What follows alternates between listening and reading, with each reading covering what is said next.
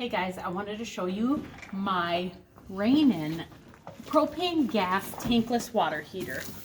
This right here is a water heater that has many functions. The good thing about this water heater is it has the connections and the setup to switch it from bathroom mode to kitchen mode. You can check the gas and water consumption on it. It is equipped with, let me show you the smoke pipe for it.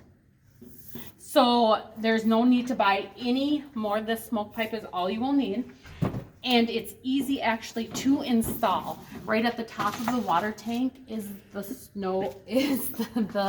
smoke pipe connection. The hot water, as soon as you hook it up, the hot water will come out immediately. You don't have to wait. There's not a waiting time. This has an indoor max of 4.3 GPM. And it is 100,000 BTUs. As you can see, we have the energy guide on it for your estimated yearly energy costs on this propane tank. We have our QR code here to scan, and then the warning sign for the water. This is a very nice, easy installable.